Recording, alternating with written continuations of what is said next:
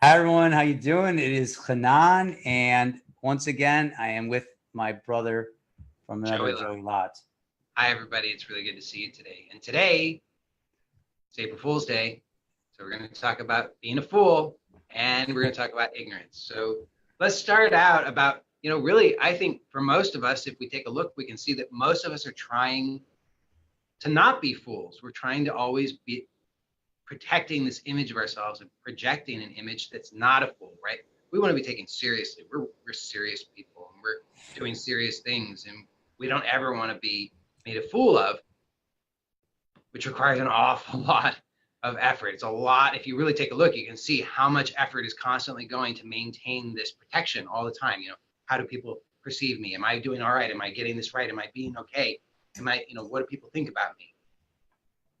And we really are just exhausted, right? I mean, at the end of the day, it's like, oh, what an exhaustion to have to maintain that all the time, to not be a fool. Yeah, how much energy is spent proving that you're okay, proving that you're something and somebody. Yeah. And it's painful, really. I mean, that's really the bottom line is that I think for all of us, we come to that point where we realize, oh, this is just not working. I thought that was what I had to do. I mean, most of us went through, I went through the public school system. I had to wear I thought I had to wear all the right clothes and do all the right stuff and say the right things and have all the right friends and have the right things and like the right music and all that stuff. And that's how we live our lives until at some point we realize, ugh, that's just not doing it for me. In fact, not only is that not doing it, that actually is suffering, really. If you really tell the truth, that is suffering, because that's just this constant expenditure of energy. And what is that energy? That energy is your life force that's just being wasted trying to protect some image of yourself instead of being used in service of yourself, instead of being used in service of, like, what if you were to actually be a fool completely? What if you were to allow yourself to be fully yourself? And what if that means being a fool? We have this idea of the fool in a really negative light, but actually we can start to see that maybe the fool is neither negative nor positive, but maybe it's just you being you, fully willing to show up. And like, what if you were just to show up at the party and not know if people are laughing at you, but be willing to just actually laugh anyway, and to actually enjoy life, to really just show up and like ride the wave and be willing, yeah, I feel uncomfortable. Oh, yeah, I don't know if I'm doing it right. This feels weird, right? It feels really weird. But that's aliveness. That's what we're here for, isn't it? That's really exciting. And that's what happens when you're willing to fully be yourself, even if that means being a fool. Not to indulge at like, ooh, look, I'm going to be the fool of the party kind of thing, but to actually just be fully willing to show up as yourself, whatever that means in the moment. Yeah, That's, to be completely comfortable with what's uncomfortable is yeah. really what that points to, right? Like, we want to go through life numb? Because how much of our life do we spend numbing ourselves, right? Drugs, alcohol, sex, buying the right thing to give you this temporary fix of some kind of pleasure, some kind of temporary happiness, and then it fades away, right? That's really Buddha's definition of suffering, is that we're all seeking something that gives us temporary fulfillment, right? If you break it down, how can you have true fulfillment from something that's temporary? It's just not possible. So we're all really seeking this lasting happiness, this lasting inner peace, but yet we're looking for it in temporary things. So as long as we're relying on the mind and the mind's trickery, so that's the other way to go with this, is to look at foolishness and then to look at ignorance. So we can look at ignorance individually and ignorance in the world, right? But what is the trickery of the mind? Like, why is it fun on April's Fools to trick somebody? Because like Joey was saying, we have so much built up on being who we are that all of a sudden something shocking happens, right? And you're thrown off course, right? Like that feeling when like the police car pulls up behind you and you get that for a moment, that feeling, and then they just go right by, right? You were tricked. It really had nothing to do with you. What if it all has nothing to do with you, actually, right? What if it's all not personal? It has nothing to do with you. So, there's that saying that when you argue with a fool, you're the fool. Mm-hmm.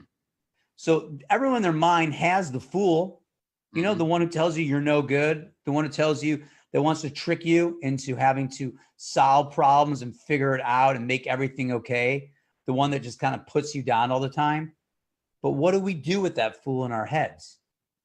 What do we do with that ignorance ultimately? We argue with it, right?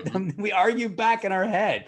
No, I'm not that bad. I'm okay. Well, maybe I am really bad. No, I'm good. So we have to argue with the fool. So now we're making ourselves argue with the fool and being the fool. We're fooling ourselves, right? So it's one thing to show up and let your freak flag fly, right? Like Joey was pointing to, but what if you stop fooling yourself? Yeah. Really? And that ignorance, by the way, I mean, I think that's really important to take a look at that, because we see, well, what is ignorance? Ignorance is literally to ignore, right? And that's what most of us are doing most of the time, is we're ignoring the truth of who we are. We're ignoring our source. And instead we're imagining that we are somehow threatened by this fool that's constantly saying, you're a piece of shit. You're not good enough. You're doing it wrong. People are laughing at you. You're looking like a fool. And instead of turning to our source and recognizing who we really are, we get all caught up in this battle. And we see that the actual battle is truly based on ignorance. It's based on not looking to see who we are. When we stop ignoring and we tell the truth in our direct experience, recognizing who we are, that clarity of consciousness is always here, always has been here, always will be here. Then the foolishness is like this blind spot, right? So it's like this blind spot, right? To ignore, like Joey has said, the root is to ignore what is truly real. So how can you start to disseminate what is actually real? How can you have discernment for what is actually real and what is untrue, what is false, what is unreliable? So can you rely on your thoughts 100%? Are your thoughts trustworthy? Are the foolish thoughts trustworthy? They're not. And is the way to handle it, battling it, getting rid of it? Get rid of those thoughts. Stop the mind. If I can't take it anymore. So what's possible is for you actually to shift out of your mind. Yeah. What does that mean, shift out of your mind? To shift out of your mind is to let your core attention, which is always rooted in the mind, right? In that me, right? I'm the lead in my movie, and it's me and the secondary players, right? All the other people playing their role, me and them, me and my circumstances, me and my job, me and my bills, me and the future, right? Never here. Is the me is never really here. And then spiritually, the me is trying to be here. So what is it to stop ignoring yourself? To shift out of your mind is to no longer believe the fool at all. No longer believe the trickery. No longer believe the veil, the mask. So how do we do that? Well, we have to see the mask for what it is, right? We have to tell the truth of the ignorance. The ignorance is the blindness of us believing ourselves to be something that we're not. So we believe ourselves to be labels, something you think you are, man, woman, something you think you are, your name, your role, your career, what you accomplish, how you look. All these concepts and labels aren't it. And even when you consider yourself to be a holy or person who's a saint or a person who's awake or a person who's spiritual, it's really just another label. So our mind for a little while can puff ourselves up into the inflated ego. And then what's going to come right around the corner we've seen by now is the deflated ego, right? We're going to go up and we're going to go down. So the possibility is authentically to stop believing your mind altogether. Yeah. To actually root your attention in awareness itself. And this is so subtle that we overlook it constantly, right? Like our nose in front of us, presence, being is right here. We don't have to try to get here. You're here. So how do we stop believing the fool? How do we stop living in ignorance? How do we stop ignoring our divine nature? We have to start noticing that we're here. What if you actually took a moment to recognize that your breath is happening? What if that was all that mattered? What if first and foremost, it was more important before you felt any idea that goes on in your head, not to get rid of your thoughts, not try to change them, So let them be as they are. Let it be how it is. And we recognize that the fool makes meaning of everything. The fool is a meaning-making machine. And that meaning and that interpretation and that labeling is the dissecting and the ripping apart of separation. And when we believe ourselves to be that which is separate, we can be destroyed. So we have to continue to trick ourselves to pretend like we're okay, because the truth of who you are is fully okay. The mind can't take that because the mind has to stay in lack mentality and be in control. But you, in moments of nature, in moments of practice, in moments of lovemaking, in the moment of seeing a child, firstborn, innately know the truth already. That's the only reason you're here listening to this, and this resonates with you, if it does at all, is because there's self-reflection of oneself seeing oneself. There's really only one of us speaking here, really only one of us listening here. The one showing up is the many. And in our hearts, we have this calling to unite, right? To really have the whole thing shift. We've all had enough of what's going on in the darkness of the world and the darkness within ourselves. But we can't hide. We continue to just hide out, and we remain in ignorance. And that ignorance doesn't serve anyone. It doesn't serve you. It doesn't serve loved ones. It doesn't serve the world. So how do you stop ignoring yourself? A, you have to be willing to. Are you willing to stop tricking yourself? Are you willing to stop believing your mind? If that was possible, are you willing to stop believing your mind? Because in that, there's like a, whoa, well, what would that look like? How would I live my life? What would I do? And all those thoughts and those notions are the ego being brought to this edge of this abyss where maybe me can't be held onto anymore. You know, let go and let God. But do you really want to let go and let God? Does the mind want to let go and let God? We only have ideas of that. So what happens when you let yourself go beyond unnecessary suffering? Think about the amount of energy it takes to maintain battling your mind, battling the fool, trying to show up and look a certain way, be a certain way, to prove you're okay and prove to others you're okay. What is it to show up and just to rest in yourself? And how is that possible? How can we do that? So we discover in direct inquiry that we can start to look at awareness itself.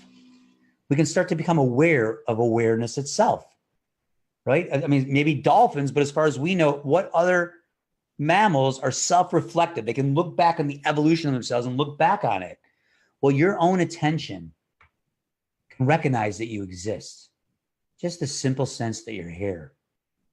You can recognize that every time there's a thought, there's an awareness of a thought. And as you start to notice that more and more and you open, right? Because awareness shines a light on ignorance and it opens. When we open, we see things we didn't see before, these blind spots. So to notice every time there's a thought, there's awareness of a thought, we start to see there's actually a choice. There's a choice in the addiction of the trickery and the foolishness of the mind. And then we are actually able to use the mind in its intelligence. We use the mind instead of you being on the leash of the mind. And that's the freedom that you know is a must for yourself at this point. You have to know that's a must for you.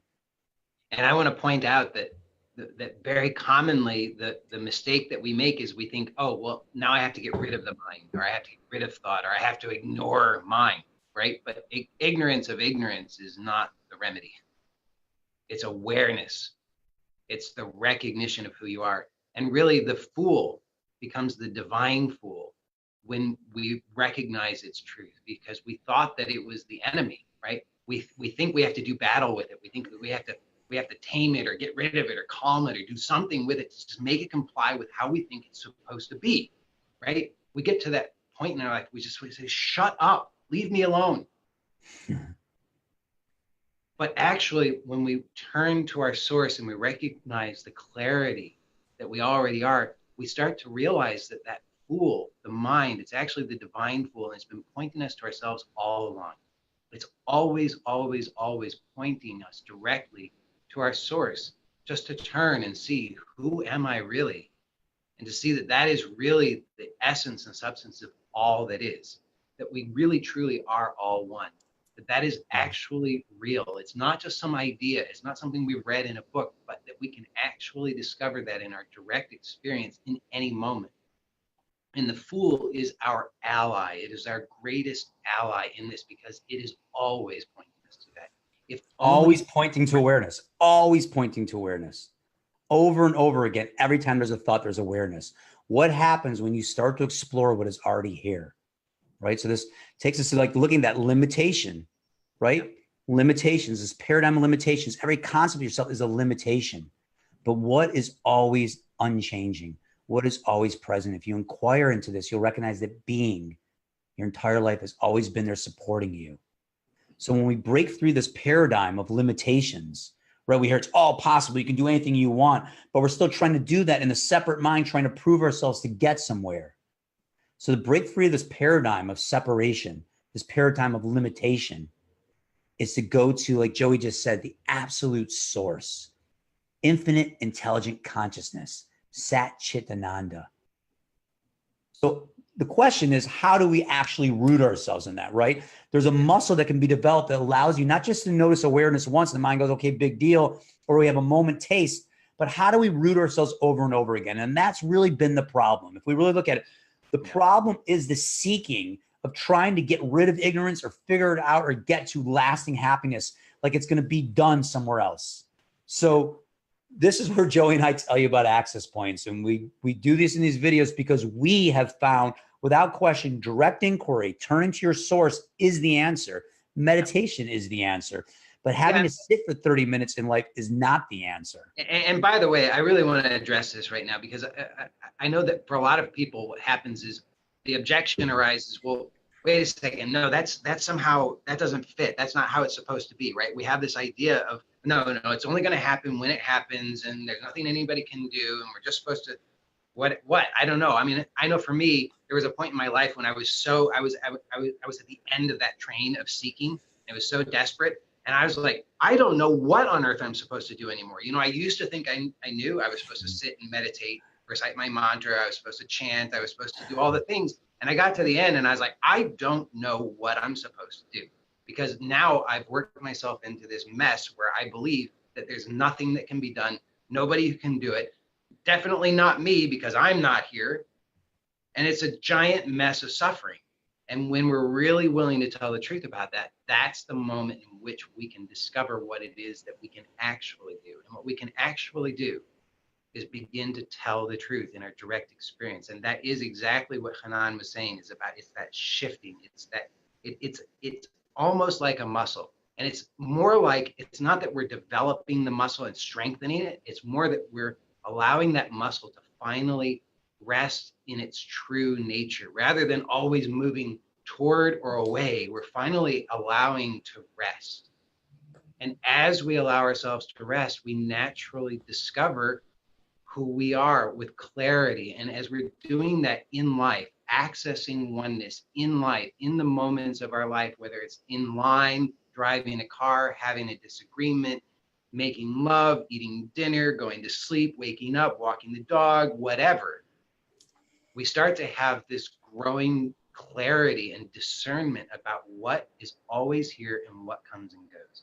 And we start to recognize that what's always here is the most intimate thing possible, and it's who we are. And as we are shifting in our life in this way, over and over and over, what happens is we just can't believe that stuff anymore that we used to believe that was so important. We used to believe, oh, I've got to do all these things to get somewhere so that I'll be okay in the future, and I'm going to protect myself, and that's going to make a difference, and then it's going to be all bliss and whatever. And finally, we start to realize, oh, wait, no, I'm here, like really here. I'm always here. And that's totally dependable and reliable. And that's when life changes. Yeah, go ahead. Well, I was going to say, there's that inertia, right? So there's that inertia of having gone to do everything, to have it, to be it. Our whole lives operating separation paradigm. So to me, it is like a muscle that's developed, right? It's strengthened. But like Joey's saying, you don't have to do that muscle to make the muscle happen. It's a releasing. It's an allowing.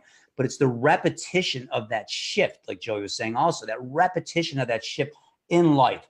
So we've set up a way through Access Points, the Modern Life Meditation Plan, to help people have direct inquiry in their daily life, wherever they are, all the time, to be able to access oneness by allowing that shift to occur so often that, just like your breath, it just becomes a natural way of noticing that you already are. And in that, you realize, wait, I've always been, right? Before, during, and after. Isness. Not to live in meaning, not to live in limitations and concepts, but to live in isness, to receive life. So our invitation to you, first of all, is to recognize that you really are here and you don't have to do anything to be.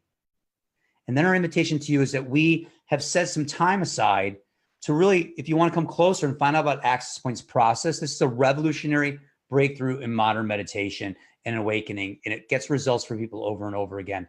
Then you want to sit down with Joey and I. We've opened up our schedule to be able to sit with people who are interested. Like we said, there's two types of people. I mean, there's two kind of criteria to really sit down with us. Very simple. A, you can afford it. This program is a higher level program, meaning that for 8 weeks, you get Joey and I daily. You can literally contact us daily. We take you through the process. We're meeting with you twice a week. All right. And we've created multiple programs to actually make it so there's just no way you don't get results at the end of this. And you can go to Access Points. I'm sorry, you can go to brianmark.com/access points, and you can watch some videos from past graduates who were at this for 10, 20, 30 years, but we're still stuck in that suffering of trying to get to it. So that's brianmark.com/access points. And if you want, you could just jump in and sign up. This is starting at the end of April. But if you'd like to meet with us one-on-one, just come a little closer and see if this clicks for you. We'll guide you with some direct inquiry so you can directly taste for yourself what is always ever present, that the truth really is the truth, that you are whole, you are complete now. And then you can allow all emotion, thoughts, and everything to come and go. And you can root your attention what is always here, what is limitless, what is fully always powerful. So you there for that, you're going to go to brianmark.com/private. You'll see that in the link below. And you'll take a short assessment, a nice reflection upon yourself, take you about 5-10 minutes. And then you'll set up a schedule to meet with Joey or I. We'll sit down with you and we'll assess your entire spiritual journey, where you're stuck, and shining light on where you're stuck is so opening and available. And in that, we'll just rest in the being of who we are. All right.